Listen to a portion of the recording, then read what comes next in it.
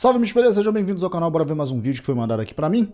Dessa vez, lá do canal O Culto das Bruxas, tá? Eu já sou inscrito nesse canal aqui, ele tá falando a respeito de por que simpatizamos com o Subaru em ReZero, tá? Bora dar uma olhada em 3, 2, 1, play. Você já se perguntou do motivo de você gostar tanto do Subaru e do motivo de você se simpatizar tanto com ele? Ou caso Talvez por achar que temos algo em comum em algum momento.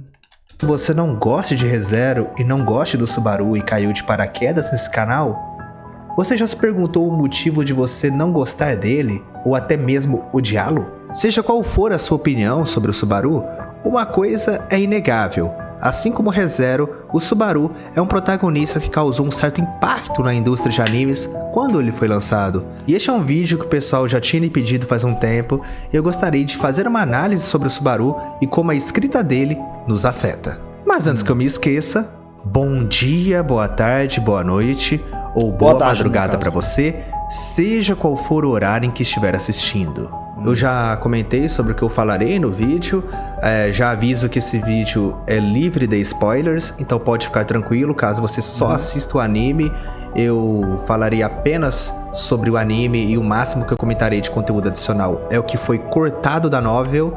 Então eu não comentarei coisas que serão adaptadas no futuro, mas sim aquilo que foi cortado na primeira temporada. Eu me estenderei a falar do Subaru mais na primeira temporada e um pouco mais depois na segunda, só que eu falarei mais sobre o personagem Subaru e como ele influenciou na época de 2016, 2020 e tudo mais. E para quem é mais antigo no canal, vai lembrar que eu ainda estou devendo a análise do psicológico do Subaru no arco 3 e 4. Não é sobre esse vídeo ainda está pendente, então pode ficar tranquilos que eventualmente eu farei. Mas aqui é um outro estilo de vídeo, tudo bem? E agora, sem mais enrolação, vamos ao tópico principal do vídeo. Para aqueles que acompanham o anime de temporada e acompanham a indústria faz algum tempo, já notaram que os animes mudaram. A primeira temporada do anime de ReZero foi lançada na primavera de 2016. Lá já eram outros tempos, só que também temos que analisar os animes que vieram antes dos anos anteriores. E com certeza os isekais daquela época e principalmente os protagonistas, o que é o tema desse vídeo. Eu acredito que para a maioria das pessoas que assistiam anime desde os anos 90 até os anos 2000, 2010, a porta de entrada para o mundo dos animes foram os shounen. Dragon Ball, Yu Yu Hakusho, Hunter x Hunter, Cavaleiros dos Zodíacos, One Piece, Naruto, depois vieram animes como Fairy Tail e tudo mais. Certamente comigo não seria diferente. Até a forma de assistir anime atualmente é diferente. Tem moleque que nunca assistiu um anime pela televisão, sendo que era assim que a gente assistia antigamente. Realmente. Nos dias de hoje, existe uma facilidade maior e a possibilidade para assistir animes com mais frequência. Além de, claro, com o tempo, vão ter mais animes com certeza, é natural. E isso interfere no julgamento e como a gente olha para um protagonista no geral. Pois bem, naqueles tempos, a gente assistia anime pela TV, a gente só podia assistir o que a TV oferecia pra gente. Se a gente quisesse, a gente tinha que ficar refém de uma internet discada ou de uma internet banda larga que não era muito boa, baixar anime, então não tinha tanta frequência ao assistir. E a gente se limitava mais aos animes shonens. E com certeza aqueles protagonistas como Goku, Luffy, no geral, aqueles tipos de protagonistas que são mais inocentes, mais caricatos, uma personalidade forte. Obviamente tinham exceções e não tem como esquecer de citar outros animes que a gente também conhecia, que passavam na TV, como Sakura Card Captors, Sailor Moon, entre outros animes assim que eram voltados mais para o público feminino. Alguns moleques tinham até vergonha de falar que assistiam. Coisa da época, gente. Mas mesmo com essas protagonistas, haviam certas similaridades. Anime de macho alfa. Existia uma certa idealização, uma certa forma de enxergar essas personagens e esses personagens protagonistas dos animes de uma maneira diferente, tentar desvincular da gente. A gente via de uma maneira idealizada, assim como nas HQs de antigamente, os heróis de antigamente. Eu quero ser igual a ele, mas sempre tinha aquele ponto, né? Parece ser muito tópico, parece ser muito bom. eu quero ser igual a ele, mas parece que eu nunca vou conseguir ser igual a ele, porque a maneira de resolver as coisas eram diferentes. Eles tentavam se distanciar um pouco mais do lado humano. Ou melhor dizendo, a gente só queria enxergar as qualidades desses protagonistas, nunca as falhas, nunca os defeitos. Não que os animes não mostrassem tais defeitos, não que a gente não enxergasse, mas quando a gente via, a gente preferia ou ignorar ou apenas enxergar esses momentos em que os protagonistas falhavam para ser apenas uma superação. A gente não focava nesse defeito e não tinha aquele desprezo por tal protagonista jamais. A gente sempre vai querer enaltecê-lo. Então, por exemplo, em Yu Yu Hakusho, primeiro episódio, quando a gente vê o Yusuke tendo aquele erro e vê ele observando como ele errou no julgamento que os outros tinham com ele e caiu a real, a gente no momento falou, nossa, Yusuke, seu babaca, tudo mais. Ou mesmo quando tem algumas certas atitudes duvidosas dele no geral, no anime, a gente nunca vai pensar nisso, caraca, eu tô desprezando o Yusuke. Não, a gente sempre vai querer gostar dele, falar que a gente gosta dele. A gente sempre, no nosso pensamento, a gente vai pensar, caraca, o Yusuke é foda. O mesmo com os outros protagonistas. Anos depois, na bolha otaku, alguns animes diferentes foram sendo lançados e outros animes foram sendo popularizados. Eu, por exemplo, já havia assistido, mas Death Note foi ficando mais popular depois, Code Geass também. E esses animes tinham uma certa proposta diferente, mas principalmente os seus protagonistas, que já não eram tão idealizados assim.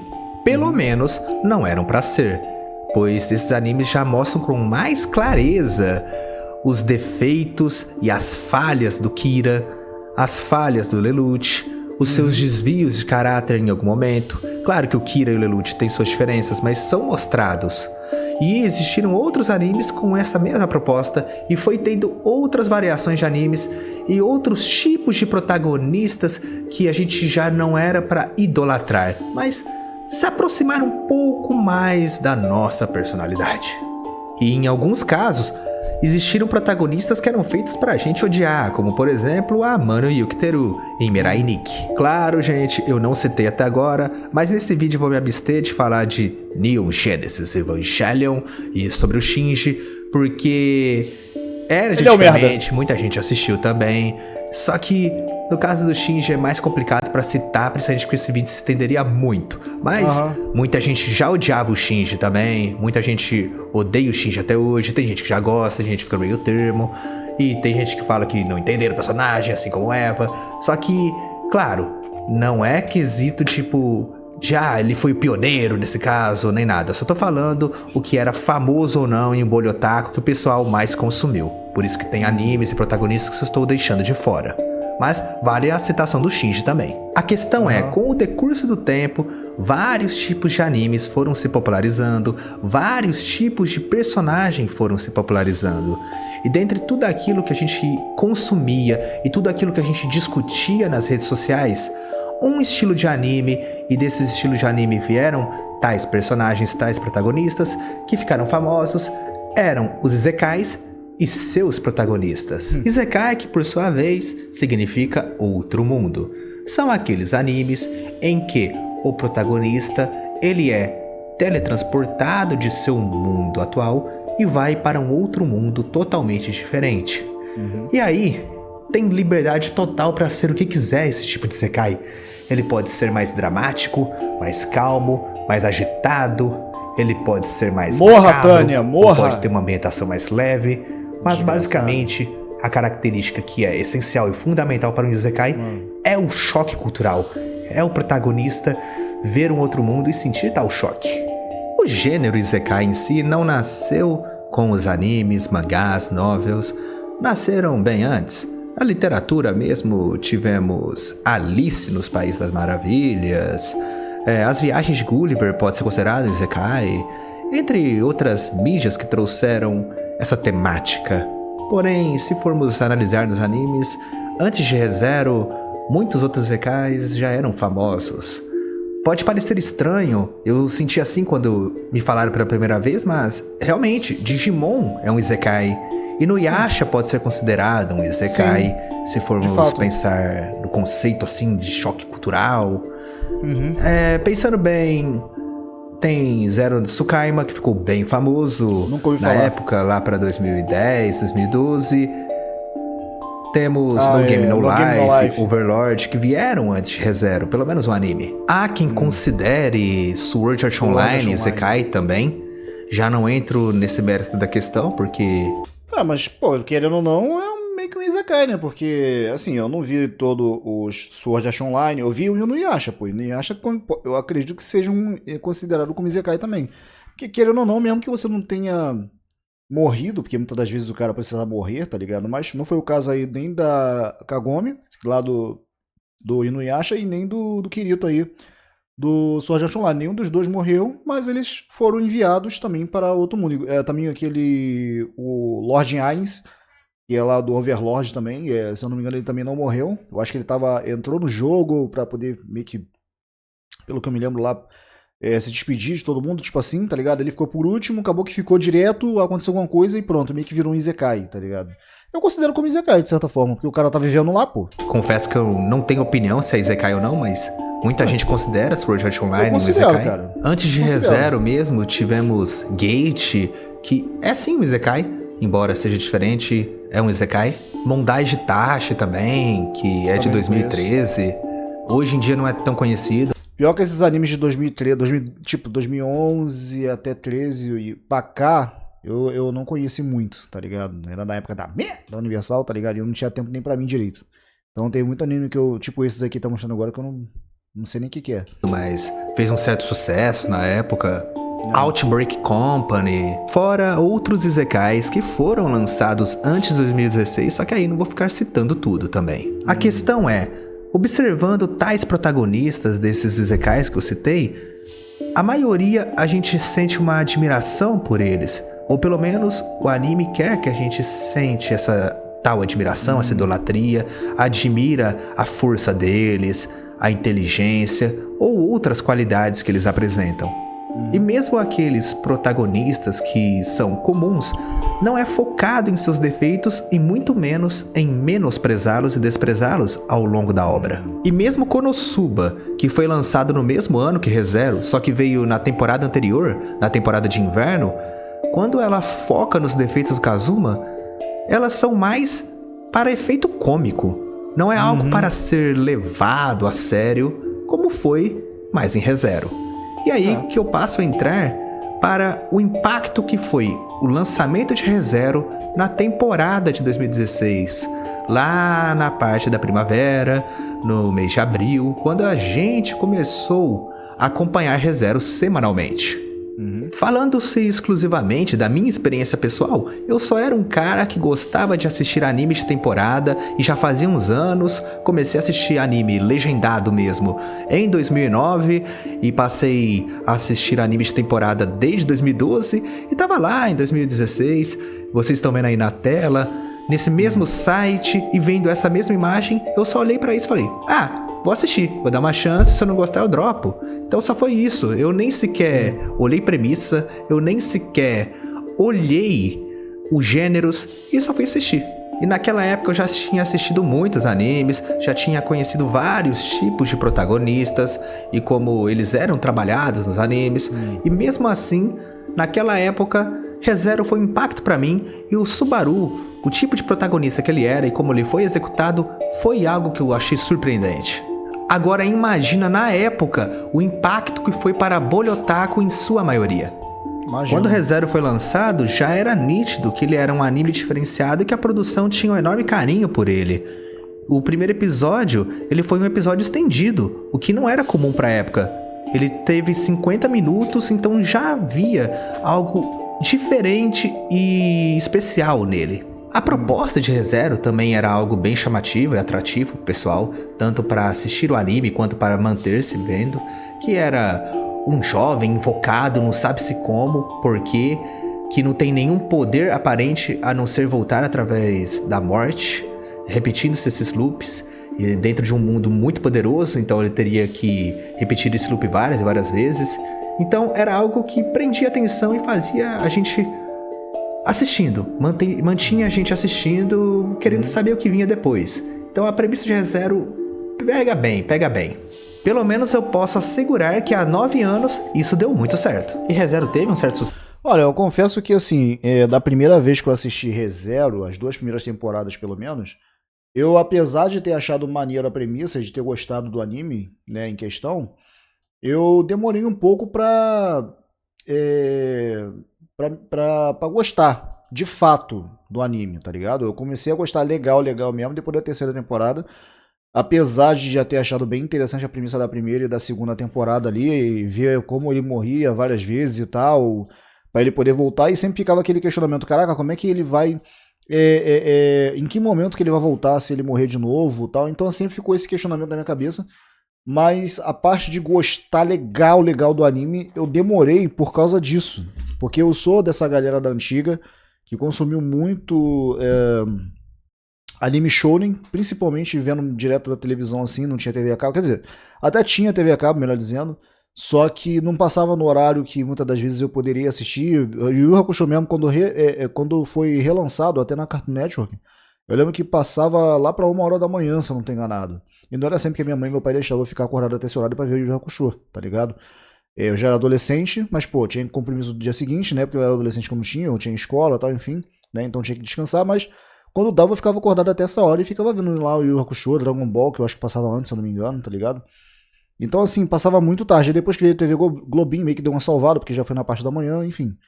Tá ligado? Então eu meio que sou acostumado muito com shounen, ver essa parte de porradaria, o protagonista overpower pra caraca, e tudo que ele tá falando aqui é verdade. O cara, muitas das vezes, era apresentado como se não tivesse defeito, e quando apresentava o defeito do maluco, era uma coisa muito rasa e rápida. Então, o ReZero, ele trabalhou para um caramba essa questão dos erros do Subaru, né? Da própria evolução dele, por assim dizer, ao longo do anime, né? É claro, por todos os problemas que ele passou, mortes que ele teve, enfim, foi moldando o que ele é hoje. Mas para quem era impaciente, porque eu era muito mais impaciente do que hoje com relação a isso, né? Começando a pegar mais gosto por um anime que é mais conversa, muitas das vezes, do que porradaria. Não tem um anime aí que eu tô assistindo que nem porradaria tem, só tem diálogo pra caraca, tá ligado? E dependendo do anime, dependendo da proposta, eu acho maneiro, tá ligado? Só que antes eu não tinha paciência pra isso, tá ligado? E nem anime legendado eu gostava de ver. Quando eu via que tava legendado, eu já tirava, já dropava. Só teve um anime na época que eu parei pra assistir, que foi depois que eu saí da Universal até, que foi em 2016, 2017, que eu vi pela primeira vez Hunter x Hunter, que não estava dublado, e é aquele Hunter x Hunter de 2011, no caso. Esse daí eu vi com gosto, e eu nem sabia que era do mesmo criador de Yu Yu Hakusho, que é o meu anime favorito, tá ligado? Então, assim, eu sou dessa galera da antiga, voltando a falar sobre isso, tá ligado? E, querendo ou não, a gente meio que acaba pegando essa antipatia, assim, logo de cara, talvez dependendo da pessoa, né? Tem gente que não, mas foi o meu caso, de gostar do anime logo de cara, tá ligado? Eu não gostei de cara, mas agora eu tô curtindo ainda mais. Sucesso assim no início, é um bom início. Os 2 primeiros arcos são muito bons e muito bem adaptados. O arco 1 e o arco 2 eles são muito bem adaptados do episódio 1 ao 11. Tanto que os 3 primeiros volumes que adaptam esses arcos, eles são tão bem adaptados que nos meus vídeos diferentes da Light Novel e o anime são poucos vídeos. O volume 1, ele só é um vídeo pra explicar, o volume 2 é um também, e o volume 3 só são 2, então são poucas coisas que foram cortadas. Só que é inegável. É inegável que ReZero só foi furar a bolha, aumentar a sua popularidade com os eventos do arco 3 em diante, que é no anime do episódio 12 em diante. É engraçado porque o arco 3 ele foi bem mal adaptado. Só o volume 4 eu fiz 6 vídeos contando, mas isso aí eu já fiz vídeo. Estarei deixando a playlist da diferença da Light Novel Anime, conteúdo cortado, na descrição pra vocês conferirem depois. O arco 3, ele expandia o mundo de ReZero. Tudo que havia sido citado de informação, agora a gente via na prática. A gente estava na capital de Lugnica, conhecemos vários lugares, conhecemos muitos personagens novos. Então o arco por si só já tinha muito potencial. Foi a partir do final do episódio 13 que tudo deslanchou, em que a gente teve a incrível surpresa do Subaru agindo que nenhum... Meu amigo, deu vergonha alheia. O Subaru agiu que nem um canalha e ainda fez uma das piores besteiras possíveis, passando vergonha na frente de todo mundo e depois teve a audácia de brigar com a Emília. E cara, que é bizarro, eles ainda tiveram uma quebra, né? eles romperam com os laços que eles tinham ali. Ela seguiu o canto dela, deixou o Subaru na capital. E, mano do céu, isso aí foi algo que realmente foi surpreendente. Aquela discussão não foi uma mera briga e um mero rompimento temporário por falta de entendimento e tudo mais. Aquilo foi uma cena construída para demonizar o Subaru, pra gente ver o quanto que ele era patético. As caras e bocas construídas mostram isso. Como o anime dá ênfase naquelas caras e bocas, como ele é detestável naquele episódio. Então não era apenas o conteúdo, as palavras proferidas para Emilia que eram vis. Era tudo horrível. O egoísmo e também a forma, nossa, uma forma execrável, uma forma de pensar que, pelo amor de Deus, o Subaru naquele episódio era além de patético, era detestável. No volume 4 já tinha sido bem trabalhado, só que o Tape Nagatsuki, supervisionando o anime, ele fez questão de pedir pro Eiji Miyara e o pessoal da produção fazer com que o Subaru fosse ainda mais detestável no anime, tivesse caras e bocas ainda mais vis, caras e bocas ainda mais desprezíveis. E assim conseguiu. Uma decisão extremamente corajosa, você fazer com que o protagonista da sua história passasse a ser odiado, passasse a ser menosprezado, fazer com que os leitores e, consequentemente, depois, os telespectadores tivessem nojo do seu protagonista. Realmente, uma decisão bem corajosa. E para a época, para a Budotaku, isso foi algo bem inovador, foi bem surpreendente. Embora tivesse exemplos antes, para a maioria, aquilo foi a primeira vez que eles viram esse tipo de plot twist, esse tipo de cena acontecendo. Então foi algo bem chocante. Então imagina, o arco 1 de Re:Zero trouxe um protagonista que era ok. Era carismático para alguns, mas não era odiável de maneira alguma, não era detestável, muito pelo contrário, era um personagem de ok pra gostar dele. E o arco 2 construiu o Subaru de uma forma legal, fez com que ele se quebrasse na primeira metade, e depois com que ele superasse os desafios, tendo uma certa construção com a Emilia que foi bacana, então fez a gente gostar do Subaru. Tudo isso pra no início do próximo arco, destruir tudo, romper tudo. O episódio 13, o final dele, foi o ponto de virada do protagonista Natsuki Subaru. Esse plot twist foi algo tão louco, tão surpreendente, que o pessoal não queria aceitar. Era fácil encontrar comentários na época de gente falando que era impossível que esse fosse o loop definitivo. Pô, ele vai morrer uma hora e essa hora que ele morrer vai voltar pra antes disso, porque não tem como manter isso, cara, não tem. Pô, o anime é isso, ele morre e volta os problemas, então isso é um problema que ele tem que resolver. Mal sabia esse pessoal, mal sabia o que tinha pela frente. O que a gente viu nos episódios seguintes foi um protagonista ficando cada vez mais patético, cometendo cada erro bobo, cometendo cada atitude duvidosa e se tornando um personagem odiável. Não que ele necessariamente tenha se tornado odiável pra mim, que eu tenha odiado ele, ou que você tenha odiado ele, ou que a maioria odiou. Não que necessariamente isso tenha acontecido. Só que o anime, a obra em si, fazia questão de construir essa imagem do Subaru, fazer com que a gente sentisse medo dele, medo de que ele pudesse cometer um outro erro. Então sim, até medo a gente sentia, que caraca, velho, meu Deus, ele tá cometendo um outro erro, mas agora não vai acontecer de novo, né? Aí ele vai lá e faz uma atitude pior ainda. Então a gente tinha medo do que ele podia fazer no futuro, a gente sentia nojo dele, era passível de sentir nojo, dó, medo, ódio, tudo que era sentimento negativo.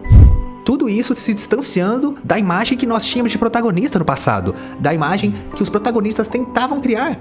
Então, quando o protagonista começava fraco, se tornava mais forte, o protagonista ele começava burro e adquiria conhecimento, ficava mais inteligente, com raciocínio melhor, ganhava conhecimento e tudo mais. O protagonista ele melhorava suas qualidades e construía uma imagem, uma reputação para o público.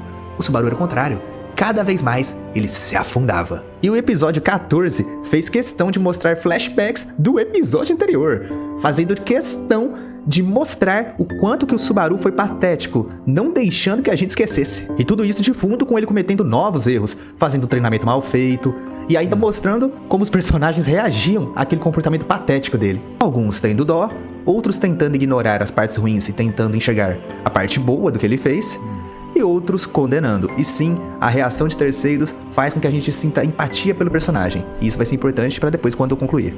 Até mesmo aqueles que não sabiam nada afetavam o Subaru e afetavam a gente. Teve ainda uma cena do Subaru e da Crush conversando, com ele ouvindo um conselho que era pra ter sido útil e era pra ter sido bom, só que aí ele interpretou de maneira equivocada e acabou fazendo besteiras a partir daquele conselho que era bom. E depois ele agindo de maneira totalmente egoísta, simplesmente negando toda a realidade e ficando bravo porque a realidade não abraça o mundo imaginário dele, delírios persecutórios e pensamentos tóxicos envolvendo o relacionamento dele com a Emília, tendo ele uma dependência emocional e exigindo na cabeça dele que ela também tivesse uma dependência emocional com ele. E por mais que eu acredite que ele não tenha, ele tinha algumas características que lembravam o comportamento de pessoas que eram mitomaníacas e que tinham transtornos de personalidade histriônica, o que poderia gerar uma certa empatia por quem compartilha disso. A novel mesmo mostra muitos pensamentos do Subaru, coisa que foi cortada no anime, e lá pensa em como ele tratava a Emília, que ele negando o erro dele o tempo inteiro, só que ainda colocando dúvida, aí ele mudava de opinião constantemente, pensava, não, eu não cometi erro.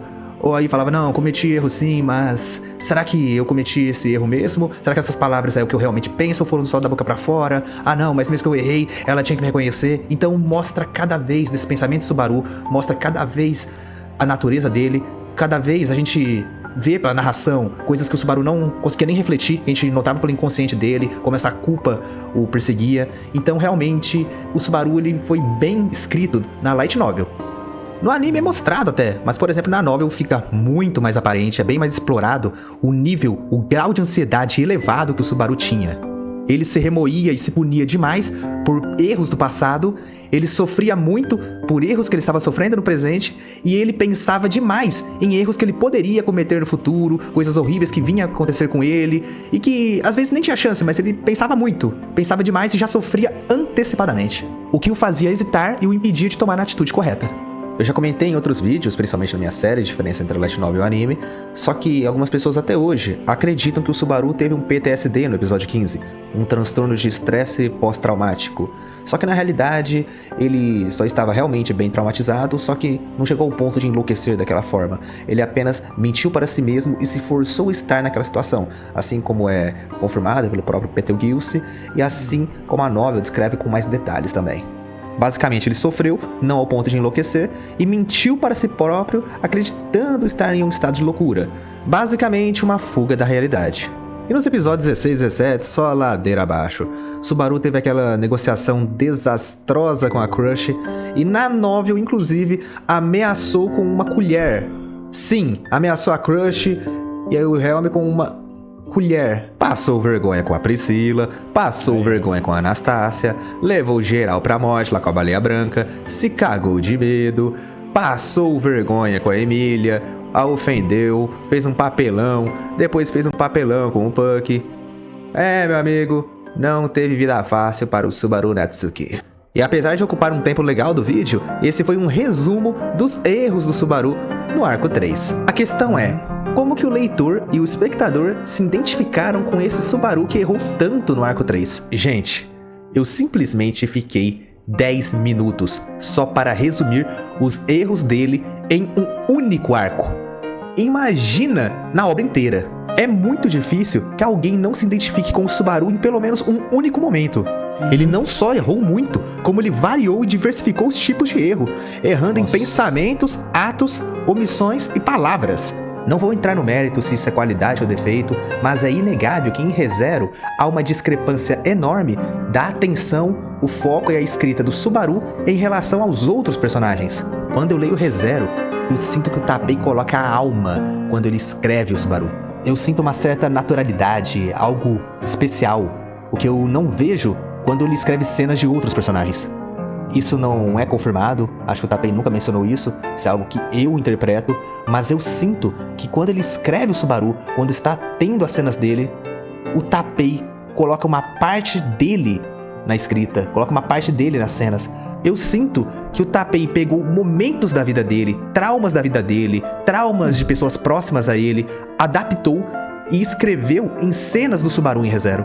Pegando como exemplo personagens que têm uma personalidade boa e são próximas do Subaru, como o Otto, o Garfield, a Emília, a Ren, Reinhard, o Julius, nem de longe tem o mesmo peso nas ações e consequência dos erros deles. Nem de longe tem o mesmo nível de detalhes nas expressões, nas reações, na culpa e nos pensamentos que esses personagens têm em relação ao Subaru. O Subaru, ele não é apenas um protagonista, não é apenas um personagem.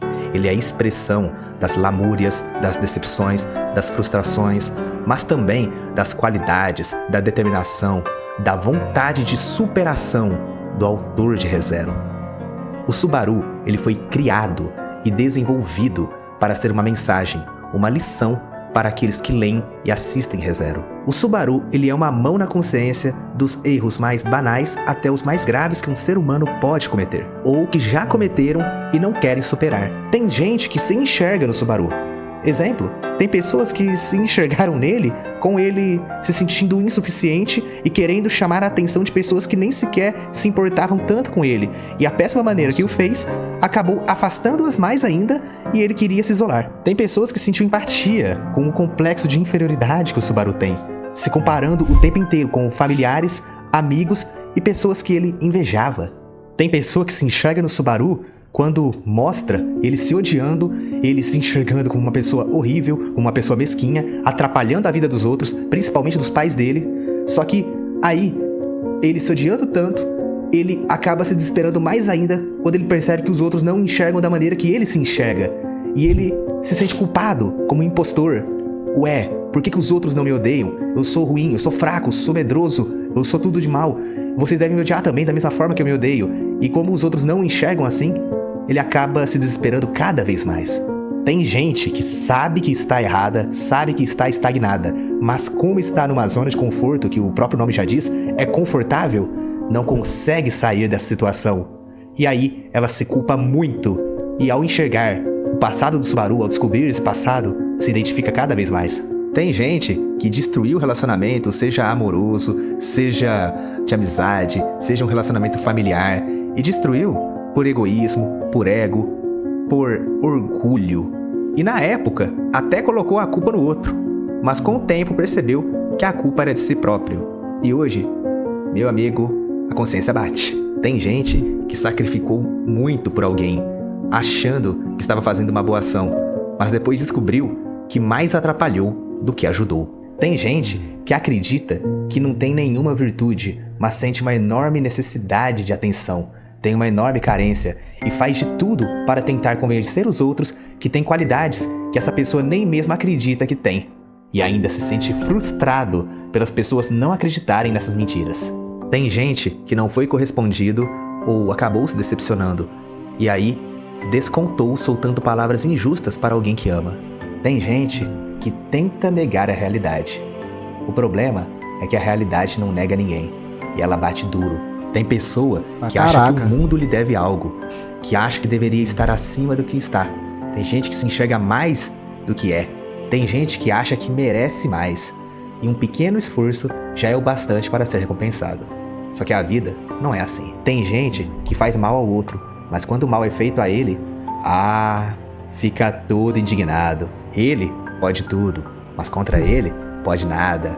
Meu Deus, que pensamento equivocado. Tem gente que não enxerga os próprios defeitos e projeta tais defeitos em outras pessoas, que às vezes não tem nada a ver com isso. Pior, tem gente que rejeita os próprios defeitos.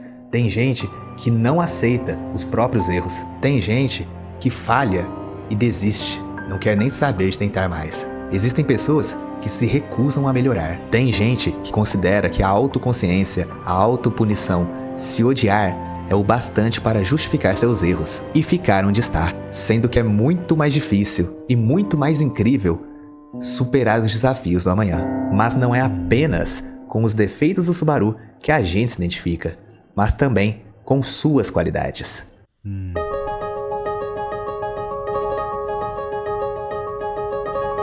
Vamos lá.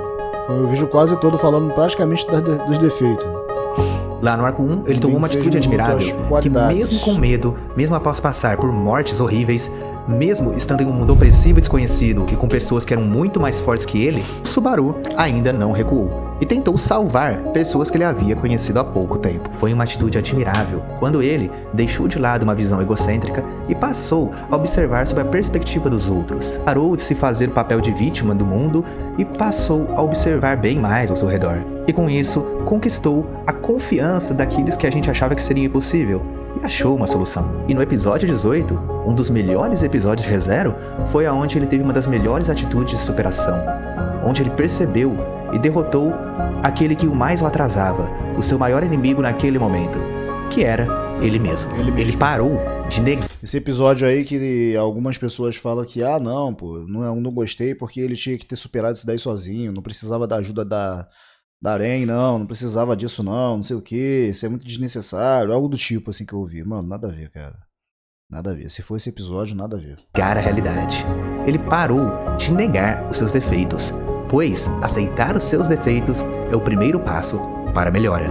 Foi uma atitude louvável quando ele deixou o seu orgulho de lado e fez algo que parece ser simples, mas que muitas pessoas preferem não fazer, que é simplesmente pedir desculpas. E ele ainda pediu desculpas para uma pessoa que o humilhou bastante. E ele ainda tinha aquele meio pé atrás, só que ele jogou todo o seu orgulho de lado e fez algo incrível, que é simplesmente pedir perdão. E isso representa muito, pois perdoar e ser perdoado significa seguir em frente. E ele fez isso mais de uma vez e para mais de uma pessoa. Também merece ser citado o fato dele ter deixado de idealizar a Emília, pois idealizar alguém não é ser bom para ela, não é tratar ela de maneira legal.